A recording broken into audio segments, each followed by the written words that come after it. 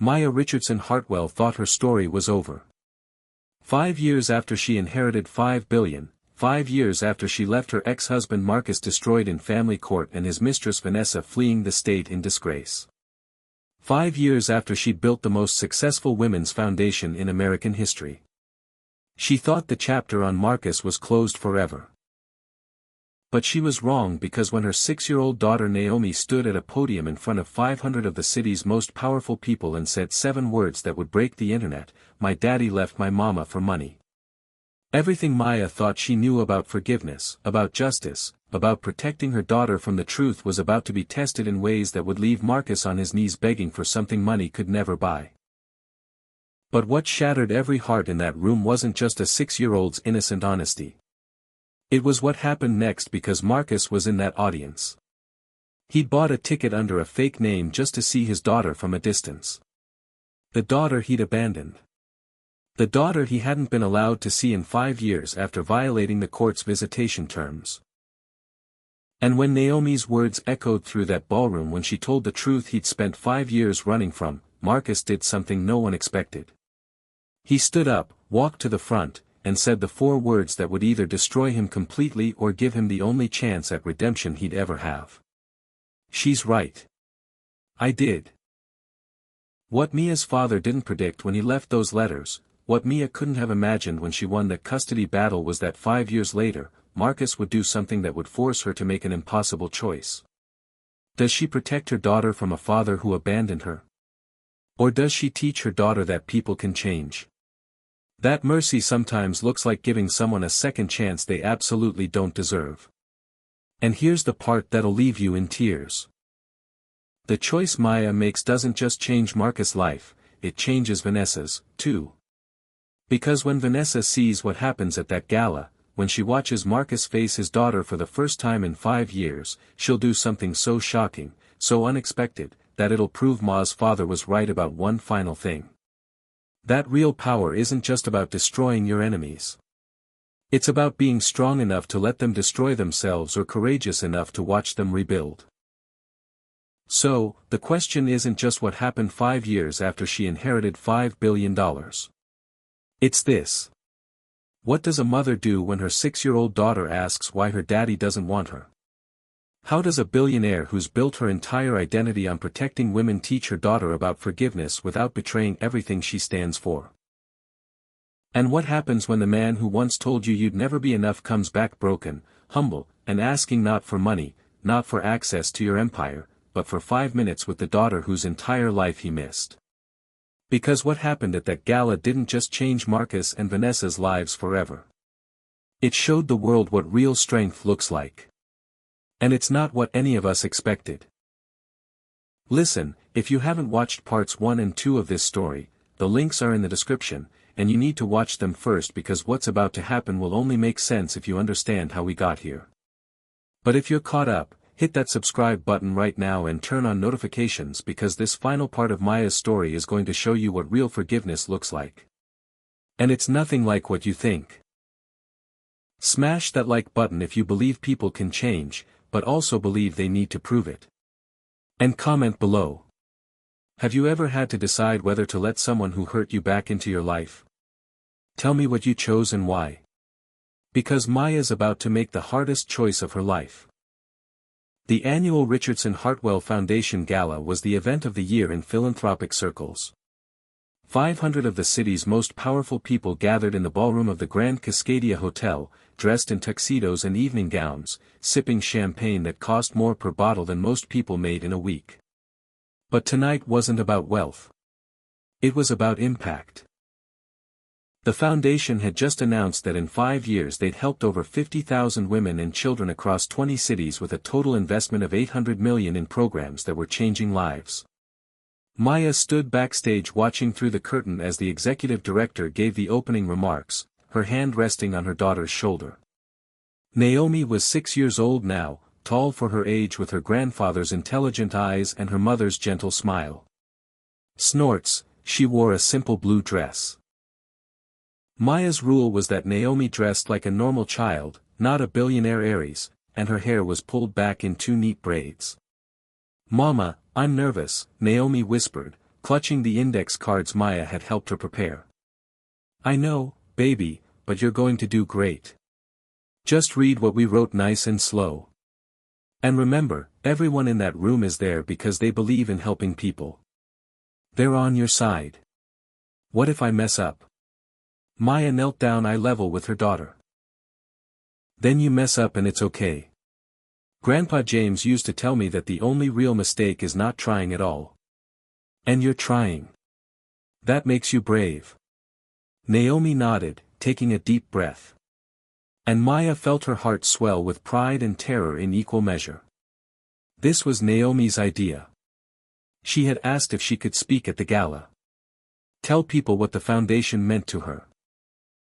Mia had tried to talk her out of it, worried about the pressure, the scrutiny, the inevitable questions about her father that reporters love to ask. But Naomi had insisted, and Mia had learned over 6 years of single motherhood, that sometimes the best thing you could do for your child was get out of their way and let them be brave. And now, the executive director announced, "I'd like to introduce someone very special. She's 6 years old. She's the granddaughter of our founder, James Hartwell, and she has something she wants to share with all of you. Please welcome Naomi Richardson Hartwell." The ballroom erupted in applause. Maya gave Naomi's hand one last squeeze, and her daughter walked onto that stage like she'd been born for it. Her small frame dwarfed by the massive podium, but her presence somehow filling the entire room. Maya watched from the wings, her heart in her throat as Naomi adjusted the microphone and looked out at 500 strangers with more courage than most adults could muster.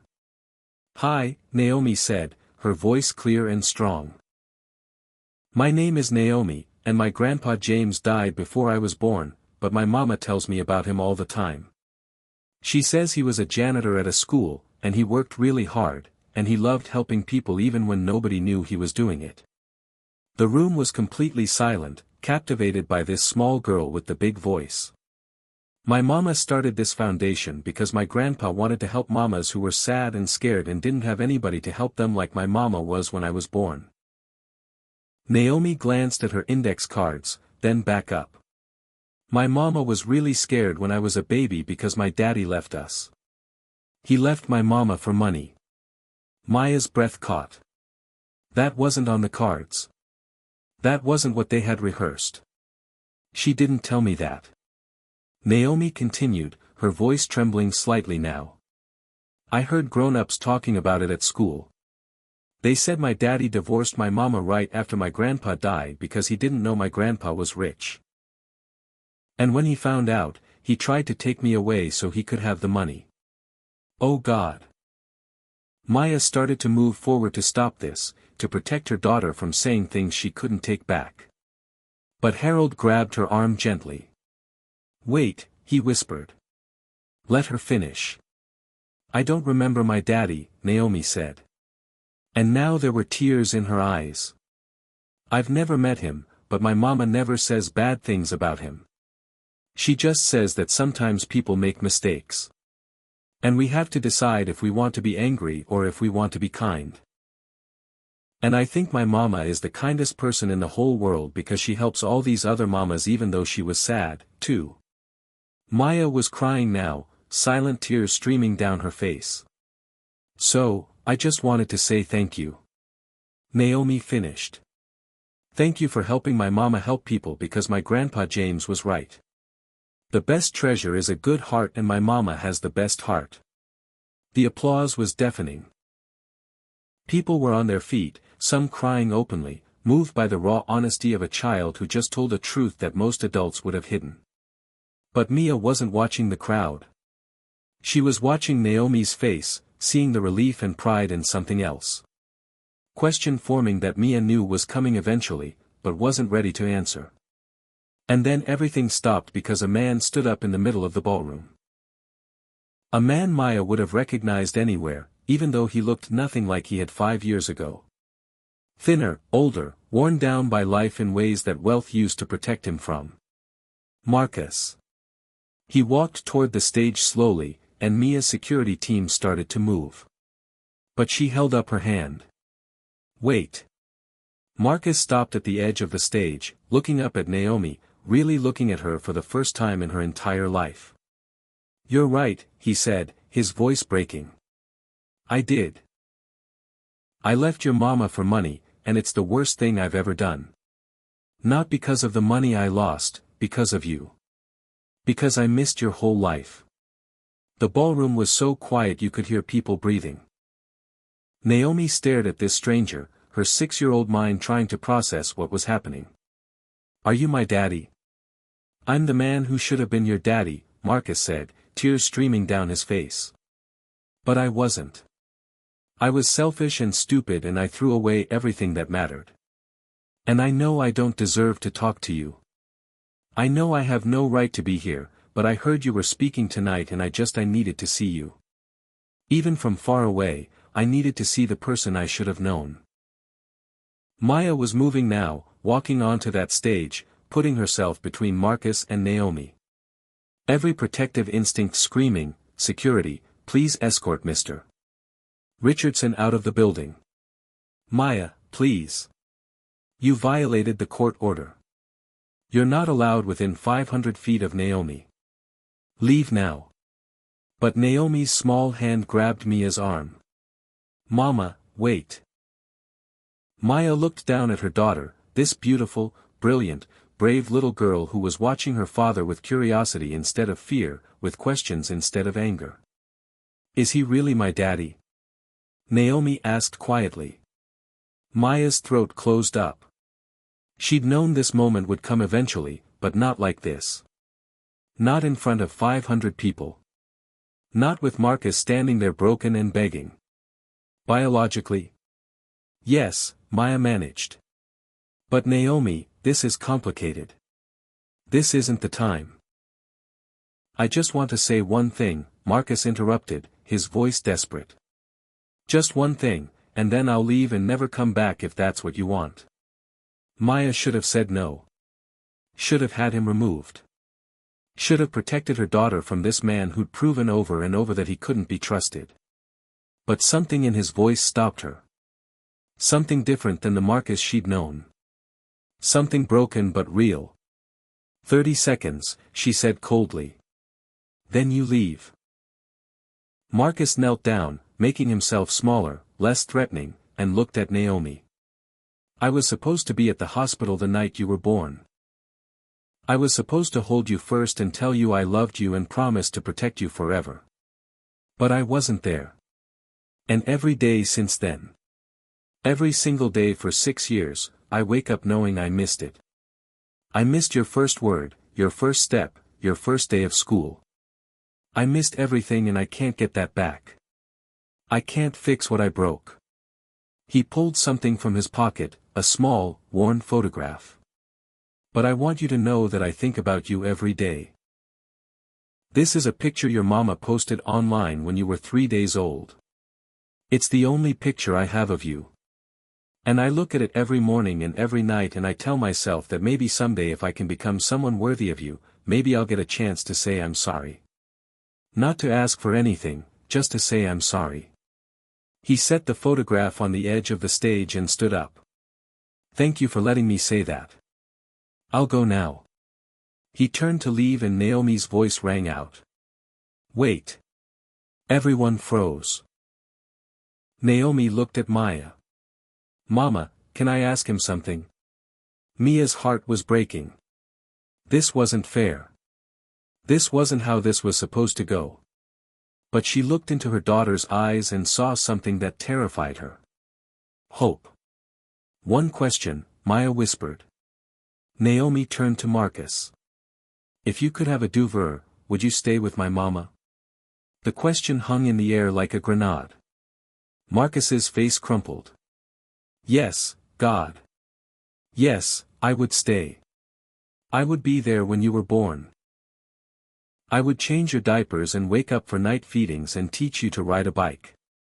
I would tell your mama she was enough every single day until she believed it and I would never ever leave." "But you did leave," Naomi said simply. "So why should I believe you now?" And there it was 6 years old and she'd asked the question that mattered more than any other. Marcus had no answer. He just stood there stripped of every defense, every excuse, every justification, and said the only true thing he had left. You shouldn't. I haven't earned that. I just wanted you to know that I see what I lost, and it wasn't the money, it was you. Mia made a decision that would change everything. Naomi, go backstage with Uncle Harry now. Naomi hesitated, then obeyed, leaving Mia and Marcus alone on that stage in front of 500 people. Maya walked to the edge of the stage and looked down at the man who destroyed her, abandoned her, tried to steal her child, and she said, "You're right. You don't deserve a second chance. You don't deserve to know her. But this isn't about what you deserve. It's about what she deserves. And what she deserves is the truth and the choice when she's old enough to make it. So here's what's going to happen. You're going to leave right now," Maya said, her voice carrying across the silent ballroom. "You're going to go home and you're going to write Naomi a letter. Not me, her. You're going to explain in words a 6-year-old can understand why you weren't there. You're going to be honest. You're going to take responsibility. And you're not going to make excuses or blame me or talk about the money, just the truth." Marcus nodded, barely breathing. "Then you're going to mail that letter to my attorney. He'll review it. If it's appropriate, if it's honest, if it's truly about her and not about you, he'll give it to me and I'll read it. And if I think it won't hurt her, I'll give it to Naomi. That's step 1. No guarantees, no promises, just a letter." "Okay," Marcus whispered. "What's step 2? "There is no step 2 until step 1 happens." "And Marcus," Maya's voice turned to ice. "If you show up uninvited again, if you violate the court order again, if you do anything that makes me question whether you've actually changed or if this is just another manipulation, I will make sure you never get another chance. Do you understand me?" "Yes." "Then leave and don't contact me directly. Everything goes through my attorney. Everything." Marcus took one last look at the stage where his daughter had been, nodded, and walked out of the ballroom. The doors closed behind him, and the room erupted into whispers. Maya stood there for a moment, shaking, then turned to find Harold and Naomi backstage. Her daughter was sitting in a chair, swinging her legs, looking smaller than she had on that stage. "Mama, are you mad at me?" Maya pulled her into a fierce hug. "No, baby, never. You were so brave tonight, so honest. I'm proud of you." "Is my daddy going to come back?" "I don't know. Maybe if he does what I asked him to do." "Do you want him to come back?" Maya pulled back to look at Naomi's face, wiping away a tear from her daughter's cheek. "What I want doesn't matter as much as what you need. And I think you need to know the truth about who he is, good and bad. And then when you're older, you can decide what kind of relationship you want with him, if any. What if he hurts me like he hurt you?" Maya's heart shattered. "Then I'll be right there to protect you always. That's what mamas do." That night after the gala, after the press had been managed and the guests had left and Naomi was finally asleep, Maya sat in her study with Harold, a glass of wine she wasn't drinking in her hand. "You did the right thing," Harold said quietly. "Did I? I just gave the man who abandoned my daughter access to her. What if he hurts her? What if he disappoints her? What if Maya, your father left you those letters because he trusted you to know when to show mercy and when to show strength? Tonight you showed both. You set boundaries, clear ones, and you gave Naomi something more valuable than protection from disappointment. You gave her agency, the ability to know her own story and make her own choices about it. She's 6 years old. She's James Hartwell's granddaughter. She's stronger than you think." Maya wanted to believe that. She wanted to believe she hadn't just made a terrible mistake. The letter arrived 4 days later. Harold called Mia to his office. The envelope sitting on his desk like something dangerous. "I've read it," Harold said. It's good, Mia. It's honest. It's age appropriate. And it doesn't ask for anything. Mia's hands shook as she opened it. The handwriting was careful, like Marcus had written it multiple times before settling on these exact words. Dear Naomi, my name is Marcus and I'm your father. I know that might feel strange to read because we've never met, even though you're 6 years old now. That's my fault. Not your mama's. Not yours. Mine. When you were about to be born, I made the worst decision of my life. I left your mama because I was scared and selfish, and I thought I wanted different things than what I had. I thought money and success and an easier life would make me happy. I was wrong about everything. Your mama was the best thing that ever happened to me, and I threw it away. And then I found out that your grandpa James, the one your mama tells you about, left your mama a lot of money. And instead of being happy for her, instead of wanting to help, I got greedy. I tried to take you away from your mama, not because I wanted to be your dad, but because I thought it would give me access to money. I know that's hard to understand. It's hard for me to understand how I could have been that terrible, but I was. The judge said, I couldn't see you because I hadn't earned the right. And he was correct. I haven't been there for any of your life. I don't know your favorite color or your favorite food or what makes you laugh. I don't know if you're afraid of the dark or if you like to read or what you want to be when you grow up. I don't know you, and that's the saddest thing in my whole life. I'm not writing this letter to ask you to forgive me or to see me. I'm writing it because your mama said you deserve the truth. So here's the truth. I wasn't a good man when you were born. I hurt your mama. I abandoned you and I have to live with that forever. But I want you to know that even though I wasn't there, even though I made terrible choices, none of it was because of anything you did. You didn't do anything wrong. You were perfect. You are perfect. And if I could go back and do everything differently, I would. I hope someday when you're older, maybe we can meet. Not because I deserve it, but because you deserve to know where you came from. Both the good parts and the bad parts. Your mama is the good part. I'm the bad part. But maybe if I work really hard and try to be better every day, maybe someday I can be a small good part, too. I'm sorry I wasn't there. I'm sorry I hurt your mama. And I'm sorry you have a father who has to write you a letter instead of being able to tell you all of this while tucking you into bed at night. Love, Marcus. Maya read it 3 times, tears streaming down her face before she could speak.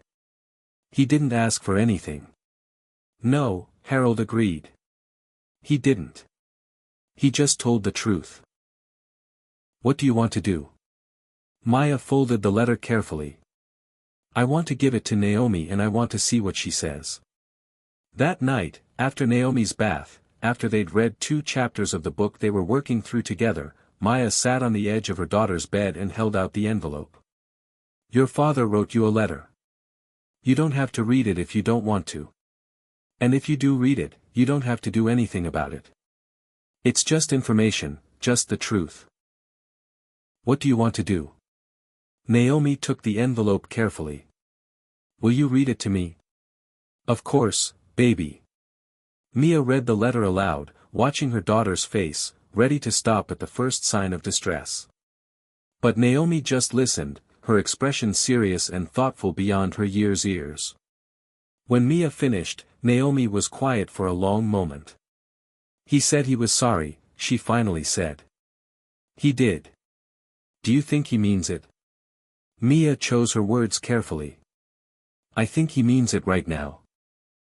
Whether he means it enough to actually be different, to actually be a good father, that's something only time will tell. Mama, can I ask you something hard? Always. Do you still love him? Maya's breath caught. No, baby, I don't. I did once very much, but he hurt me too badly and I healed and that love went away. What I feel now is I hope he's sincere. I hope he's changed. Not for me, but for you. Because you deserve a father who shows up.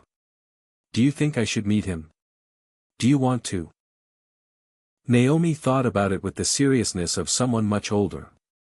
I'm curious. I want to know what he looks like up close and I want to ask him questions, but I'm also a little bit scared. Scared of what? Scared that I'll like him and then he'll leave again, like he left you. Maya pulled Naomi close, breathing in the scent of her daughter's strawberry shampoo, feeling the weight of this impossible responsibility. That's a very smart thing to be scared of. And I can't promise he won't disappoint you. But I can promise that if he does, I'll be right there. And you'll still have me and Uncle Harry and all the people who've loved you since the day you were born. He can't take that away. Naomi nodded against Ma's chest. Okay, I want to meet him, but just for a little bit, like a practice. Maya smiled through her tears. Like a practice. I can arrange that. 2 weeks later, Marcus sat in a conference room at Hartwell and Associates. His hands clasped so tightly his knuckles were white. Maya sat across from him, Harold beside her, and a child psychologist named Dr. Sarah Chen sat at the head of the table. Mr. Richardson, Dr. Chen said gently, I've been working with Naomi to prepare her for this meeting. She's nervous but curious. I'm going to lay out some ground rules, and if you can't follow them, this meeting ends immediately. I'll follow any rules you give me, Marcus said. First, this is a 30-minute supervised visit. Maya will be in the room the entire time. You don't touch Naomi unless she initiates it. No hugging, no hand-holding, nothing. You let her come to you if she chooses to. Understood?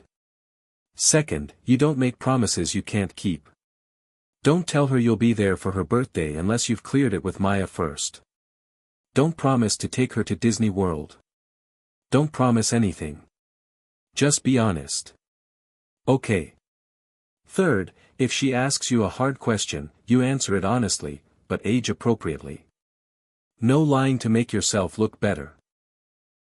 She's 6, but she's perceptive. She'll know if you're being fake. Marcus nodded, his throat tight. And finally, Dr. Chen continued, this is about her, not about you. You don't use this time to apologize to Mia. You don't talk about the past except to answer Naomi's questions. You focus entirely on getting to know your daughter. Can you do that? Yes. Dr. Chen looked at Maya. Are you ready? Maya wanted to say no. Wanted to grab Naomi and run. Wanted to protect her from any possibility of disappointment. But she'd made her choice. Bring her in. The door opened and Naomi walked in holding a stuffed elephant. Her comfort object since she was 2. She looked so small, so vulnerable.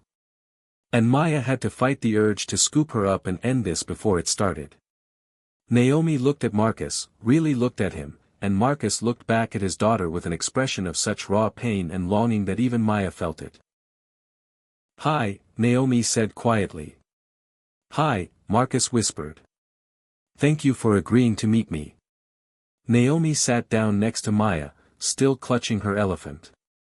You look different than I thought you would. Different how? Sadder. Marcus let out a breath that was almost a laugh. Yeah, I'm pretty sad. I've been sad for a long time. Because of what you did? Yes. Naomi swung her legs, thinking, what's your favorite color? The question was so unexpected, so perfectly, Naomi, that Marcus actually smiled. Blue, like the ocean. What's yours? Purple and also yellow. I can't decide. She paused. Do you have any pets? No. Do you want one? Naomi glanced at Maya. Mama says, maybe when I'm older and can help take care of it. That's smart. Pets are a big responsibility. They sat in awkward silence for a moment. Then Naomi asked the question that made everyone in the room hold their breath. Why did you leave my mama? Marcus looked at Dr. Chen, who nodded. Truth. Because I was scared and stupid, Marcus said carefully. Your grandpa James was very sick and your mama was sad and you were about to be born and I felt like everything was too hard. Instead of being brave and staying, I ran away and I convinced myself I was running towards something better. But I was wrong. There was nothing better. I just made everything worse. Did you love my mama? I did very much. But I didn't love her the right way. I didn't love her enough to stay when things got hard. And that's the worst kind of failing. Naomi processed this. Do you love me? Mia's heart stopped. Marcus' eyes filled with tears.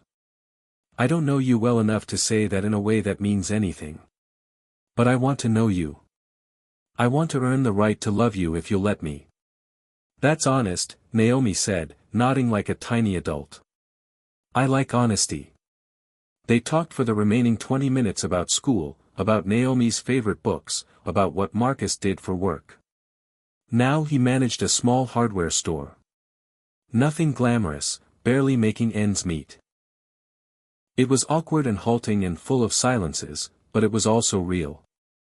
When Dr. Chen said time was up, Naomi stood to leave, then paused. Can I ask you one more thing? Anything. If we do this again, will you actually show up or will you leave like you left before? Marcus looked at Maya, then back at Naomi. I'll show up. I promise. And if I can't for some reason, I'll tell you why ahead of time. I won't just disappear. Okay. Naomi walked toward the door, then turned back. You're not as scary as I thought you'd be. After she left, Marcus sat there shaking. Thank you, he said to Mia. I know I don't deserve that. Thank you. Mia stood gathering her things. I didn't do it for you. I did it for her. And Marcus, you made a promise to a 6-year-old. If you break it, if you disappoint her, if you prove that you haven't actually changed, I will make sure you never get another chance. Are we clear? Crystal clear. Maya left him sitting there, probably crying, probably realizing what he'd lost and what he was trying to get back. Over the next 6 months, Marcus showed up once a month, supervised visits, 30 minutes each, always on time, always prepared, always focused entirely on Naomi. He didn't ask for more time, didn't push for unsupervised visits, didn't complain about the restrictions. He just showed up and slowly, impossibly, Naomi started to warm to him, started to ask when the next visit was. Started to call him Marcus instead of that man or my father. Maya watched it happen with a mixture of relief and terror. Relief that Naomi was getting to know her father. Terror that he'd eventually revert to who he was and break her daughter's heart. But on the day of Naomi's 7th birthday, something happened that changed everything. A package arrived at Mia's brownstone, not from Marcus. The return address was from a women's shelter in Cleveland, Ohio. Inside was a letter, and it was from Vanessa Chen.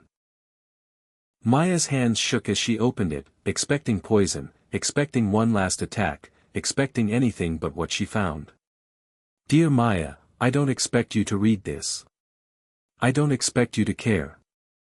But I'm writing it anyway because my therapist says that making amends is part of healing, even when those amends aren't accepted. I destroyed your life. I helped Marcus destroy your life. I whispered, finally, when your father died, I testified against you in court. I tried to ruin you with fake evidence. And for 5 years, I've been living with the consequences of those choices. I lost my career, my reputation, my financial stability. I declared bankruptcy. I moved across the country to escape the scandal. And for a long time, I blamed you. I told myself you were the villain, that you'd somehow won unfairly, that if you'd just shared your money, none of this would have happened. But I was lying to myself. You didn't do anything to me. I did it to myself. I'm writing this from a women's shelter where I've been living for the past 3 months. I lost my apartment, lost my job again, hit rock bottom in ways I never imagined possible. And you want to know the most ironic part? The shelter I'm staying in is funded by your foundation. The Richardson Hartwell Foundation, your father's legacy. The counseling I'm receiving, the job training, the second chance I'm getting. It's all because of you. The woman I tried to destroy is the reason I have hope right now. I don't deserve your forgiveness. I don't even want it because I don't think I could handle the weight of your mercy. But I wanted you to know that I finally understand what your father was trying to teach you. What you've been showing the world through your foundation. That real power isn't crushing your enemies. It's being strong enough to help them even after they've tried to hurt you. I'm going to spend the rest of my life trying to be better. Not for you, for me. And for all the people I hurt by being who I was. Thank you for giving me a second chance even though you had no reason to. I'll never contact you again. This is goodbye. But I wanted you to know that the villain in your story is trying to write a better ending for herself. And it's because you showed her it's possible. Vanessa. Maya read the letter 3 times before she showed it to Harold. What do you want to do with this? He asked. Mia thought about it for a long time. Then she did something that surprised even herself. She wrote back. Maya's response to Vanessa was simple. Just 3 sentences on Richardson Hartwell Foundation letterhead. I'm glad you're getting help. I'm glad you're healing. That's what the foundation is for. Second chances for people brave enough to take them. She didn't expect to hear from Vanessa again. And she didn't. But knowing that even her enemy had found refuge in something her father had made possible, something Maya had built from grief and pain and determination that gave her a peace she hadn't known she needed. Naomi's 7th birthday fell on a Saturday in late spring, and Maya had planned a modest party at their brownstone. 15 kids from school, pizza, a bounce house in the backyard, and a cake shaped like a unicorn because Naomi was currently obsessed with all things magical. Nothing extravagant, nothing that screamed billionaires, just a normal 7-year-old's birthday party. Marcus had asked through Harold if he could attend, not as a guest, just to drop off a present and say happy birthday. Maya had consulted Naomi, and her daughter had surprised her by saying yes. So, at 2 p.m. In the middle of the party chaos, kids screaming in the bounce house, parents making small talk over coffee, Naomi's face painted like a butterfly, Marcus arrived at the door carrying a small wrapped box and looking terrified. Maya opened the door and they stood there for a moment. These 2 people who'd once promised to love each other forever and had broken that promise in the most devastating ways possible. Thank you for letting me come, Marcus said quietly. 15 minutes, Maya replied. You give her the present, you sing happy birthday if she wants you to, and then you leave. Clear, clear. She let him in, and Naomi spotted him immediately. Her face lit up in a way that made Mia's chest ache. Her daughter was happy to see her father. After everything, despite everything, that little girl was glad he came. Marcus. Naomi ran over, still cautious enough not to hug him, but close enough that Maya could see the connection forming. You came. I promised I would. Happy birthday, Naomi. He handed her the small box. I hope you like it. Naomi tore open the wrapping paper with the enthusiasm of a 7-year-old and pulled out a music box, simple hand-carved wood with a ballerina that spun when you opened it. But what made Mia's breath catch was the song it played. The same lullaby her father used to hum to her.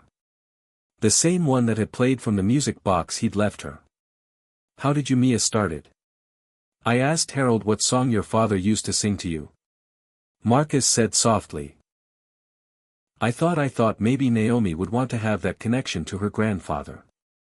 I had it custom made. Naomi wound the key and watched the ballerina spin, enchanted. It's so pretty. Mama, look. Maya looked and she saw something she'd never expected to see. Marcus making an effort not to buy Naomi's love with expensive gifts, but to give her something meaningful, something that connected her to the family legacy he'd almost destroyed. Thank you, Maya said quietly. That was thoughtful. The kids pulled Naomi back to the bounce house, and Marcus stood awkwardly in the foyer, not quite belonging, but not quite a stranger either. You've done this every month for 6 months, Maya said. Shown up, been honest, followed the rules. Dr. Chen says Naomi is responding well to the visits, so I'm going to offer you something, and you can say yes or no, but if you say yes, you need to understand what you're committing to. Marcus' whole body went still. I'm listening. Supervised visits are working, but they're artificial. Naomi needs to see who you really are, not who you are in a conference room for 30 minutes once a month.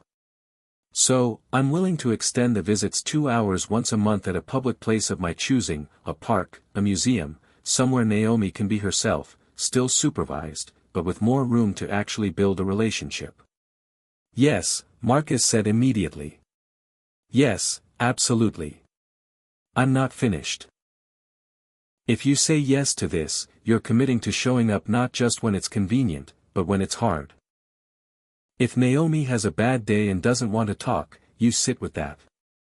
If she asks you hard questions, you answer them. If she needs you to just be present without performing, you do that. This isn't about you proving you're a good dad. It's about you actually being one, even in the messy parts. Can you do that? Marcus' eyes filled with tears. I can try. That's all I can promise, that I'll try every single time. Then we'll try starting next month. Over the next year, something impossible happened. Marcus didn't just show up. He showed up fully. When Naomi didn't want to talk and just wanted to swing in silence at the park, he pushed her swing without needing her to entertain him. When she asked why he'd left her mama, he told her the truth without sugar-coating, but without traumatizing her. When she had a rough day at school and didn't want to see anyone, he texted Maya asking if she was okay and if there was anything he could do to help, even from a distance. He wasn't perfect. He made mistakes. He sometimes tried too hard or asked questions that were too personal too fast. But when Maya or Dr. Chen corrected him, he listened. He adjusted. He learned. And Maya watched, suspicious at first, waiting for the other shoe to drop, waiting for him to prove that people don't really change. But the shoe never dropped. On Naomi's 8th birthday, Marcus asked if he could take her to the zoo, just the two of them, unsupervised for 3 hours. Maya's first instinct was to say absolutely not. But Dr. Chen thought it was time and Naomi wanted to go. So Mia said yes with conditions. Marcus would check in every hour. They'd stay in public places and he'd have her back by 4 p.m. sharp. Those 3 hours were the longest of Mia's life. She paced her brownstone, checked her phone obsessively, imagined every possible disaster. Harold came over to keep her company, mostly to keep her from driving to the zoo and hovering. You're going to have to trust him eventually, Harold said gently. I don't trust him. I trust Dr. Chen's judgment. I trust Naomi's instincts. But him? No. Not yet. Then when Mia didn't have an answer. At 3:58 p.m., Marcus' car pulled up outside. Mia watched through the window as he opened the back door, and Naomi climbed out, clutching a stuffed penguin and chattering excitedly. He walked her to the door, looking relaxed in a way Mia had never seen him, like being a father was finally becoming natural instead of terrifying. Maya opened the door and Naomi rushed in. Mama, we saw penguins and Marcus let me feed the giraffes and we got ice cream even though he knows I'm not supposed to have sugar before dinner. But he said it was a special occasion because I got an A on my spelling test. Maya looked at Marcus, one eyebrow raised. I know, he said sheepishly. Ice cream was a mistake.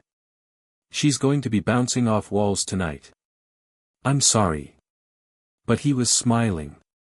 And Naomi was happy. And for the first time in 8 years, Maya felt something she'd never expected to feel about Marcus. Gratitude. Thank you for bringing her home on time. Maya said, I promised. I'm trying to keep my promises now. After Naomi had been bathed and settled with a book, Mia found herself doing something she'd sworn she'd never do. She called Marcus. Is everything okay? Is Naomi all right? His voice was immediately panicked. She's fine. I wanted to say something and I didn't want to say it in front of her. Okay. Maya took a breath. You've been showing up for over a year now. You haven't missed a single visit.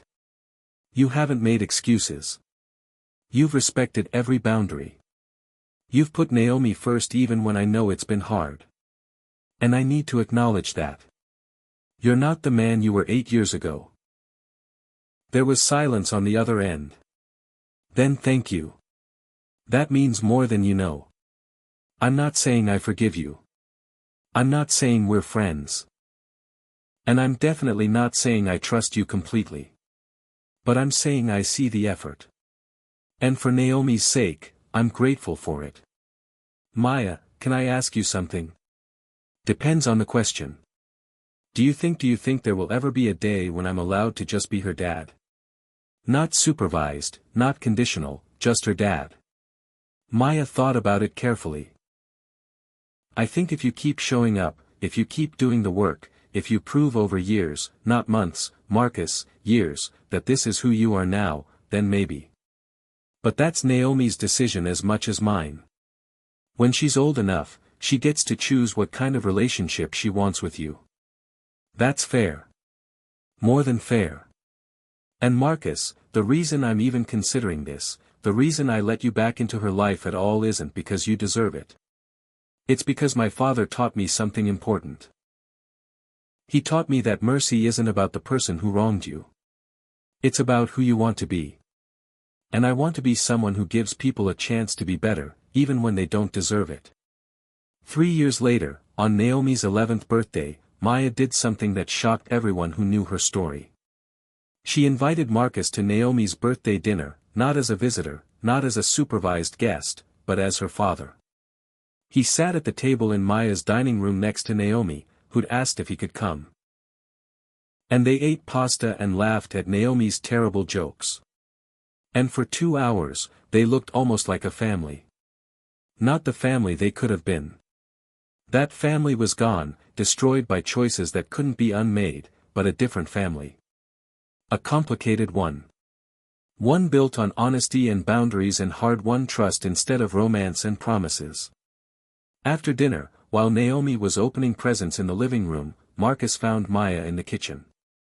I know this doesn't fix anything, he said quietly. I know I can never get back what I threw away. But I want you to know that being here tonight, being allowed to be part of her life, even in this small way.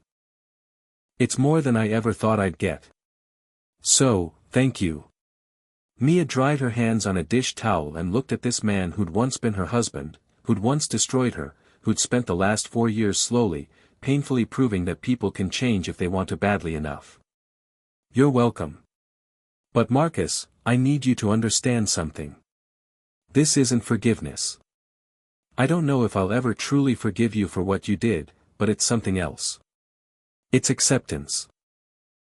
Acceptance that you're Naomi's father, and she deserves to have you in her life if you're going to be good for her. And so far you have been.